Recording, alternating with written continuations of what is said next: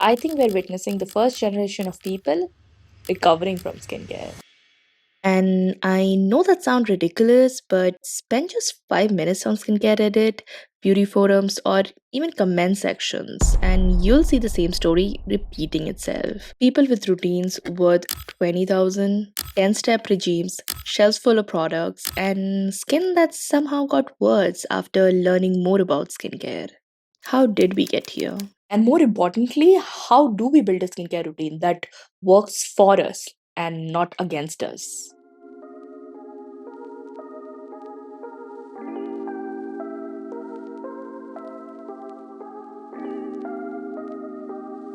I don't think most people have a skincare problem. I think they have more of a decision making problem. And that is why today I'm going to give you a framework I wish somebody gave me years ago. A framework that works whether you're dealing with acne, pigmentation, sensitivity, oiliness, or you're just completely overwhelmed. Because after all the trends, the launches, the ingredient wars, and skincare advice, I think almost every routine can be reduced to just 4 decisions. But before that, you need to understand what broke skincare in the first place.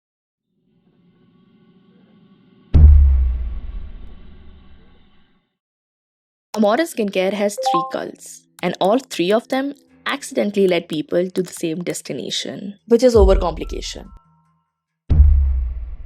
This is beauty content, the beautiful routines, the giant shelves full of products, and obviously the endless recommendation. And here's something that I wish more people talked about. Most skincare content isn't selling products, it's selling identities. You're not buying a serum, you're buying a fantasy version of yourself. The organized version, the healed version, the disciplined version, the version of you that somehow drinks matcha, journals, wakes up at 5 in the morning, and never forgets sunscreen. The product becomes a shortcut to a personality. Then we have the fear cult. The people who turn every ingredient list into a crime scene. And for the fear cult, everything is toxic, everything is dangerous, everything is destroying your skin barrier. And after enough of that content, you stop feeling informed and you start feeling more anxious. Skincare then becomes a self assessment and not self care. And lastly, we have the authority cult, the white coat, the pharmacy tube. Now, before people get angry, I'm not talking about actual dermatologist. I'm talking about the internet version of medical authority. Because beauty marketing changed clothes and the pink bottle suddenly became a pharmacy tube. But consumers started confusing medical looking with medically superior. And those are not the same thing. You have to understand the tube isn't the science, the formulation is. And all the 3 cults create the same exact belief. Better skin is hiding behind one more product, one more purchase, one more recommendation, maybe one more step.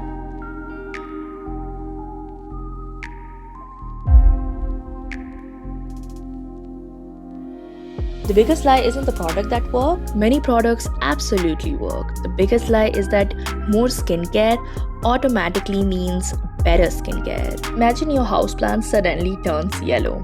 Instead of figuring out why, you buy 5 fertilizers, 3 grow lights, 2 new pots, and a plant journal.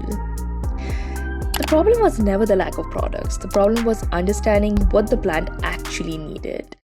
But that's actually how people approach skincare. The beauty industry has convinced us that activity equals progress. More products, more ingredients, more steps, more correction. But your skin doesn't reward effort, it rewards consistency. And the science of skin is surprisingly boring, which is exactly why it works.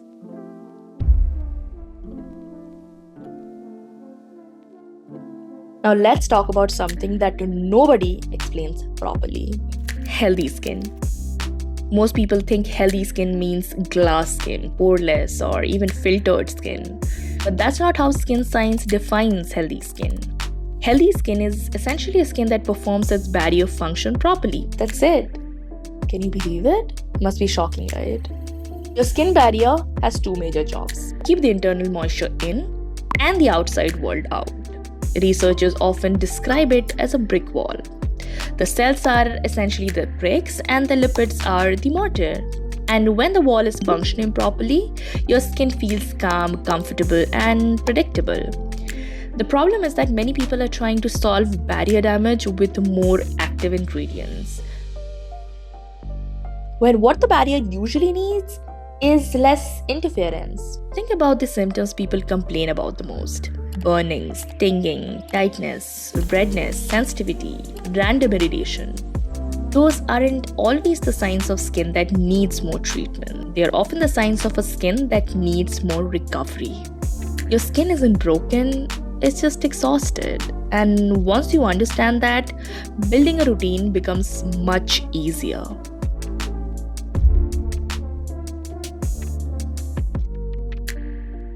This is the framework. 3 foundation, 1 target. That's it. Cleanse, support, protect. Plus 1 treatment. Everything in skincare fits somewhere inside those 4 boxes. If a product doesn't fit in one of the boxes, you simply don't need it. A cleanser has one job: remove what doesn't belong on your skin. That's it. It doesn't need to brighten you, anti-age you, or doesn't need to change your life. If a cleanser leaves your skin feeling tight or squeaky, it's probably doing too much. Next comes the support. This is essentially your moisturizer. The job is not transformation, but rather maintenance. Think of it as helping your skin do what it already knows how to do. And the best moisturizers are often the most boring ones. Think about ceramides, glycerin, cholesterol, fatty acid. Not at all sexy, but definitely very effective. Then comes protection. Sunscreen, the least exciting product, and arguably the most important. Because treating pigmentation without sunscreen is like trying to empty a bathtub while the tap is still running. Find one you enjoy wearing, not the one internet tells you to wear. And trust me, the one you'll actually use always wins. Find a one that suits your budget, that you can actually correctly apply and hopefully reapply without breaking your wallet. Now we get to the part everyone wants to start with. And this is where most routines fail. People try to solve acne, pigmentation, texture, pores, aging, redness all at the same time. My advice is don't. Pick one. Your biggest problem. That is your target. If your target is acne, choose one acne-focused active. Pigmentation, choose one pigmentation-focused active. Maybe aging, focus on an ingredient that is proven for anti-aging. The market wants you to believe that every single concern needs a different product, which is surprisingly not. Most of the acne serum nowadays works greatly with pigmentation. Most of the pigmentation serum nowadays treats acne. So choose one concern and work with it.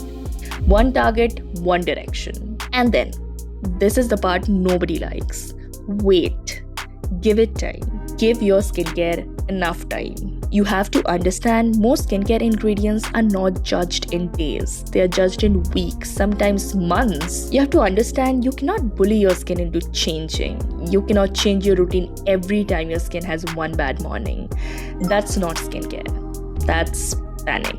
The goal is a routine so simple that you never forget about it. It should feel like an extension of yourself, not a separate entity that you're trying to create. It should definitely not become your life, and that is what this channel is about. Not buying more products, not buying more skincare. Understanding why we keep buying so many products, so many skincare. Because once you understand that, the internet becomes much harder to sell to.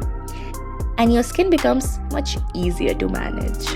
And remember, your skin already knows how to be skin. You just need to stop getting in its way.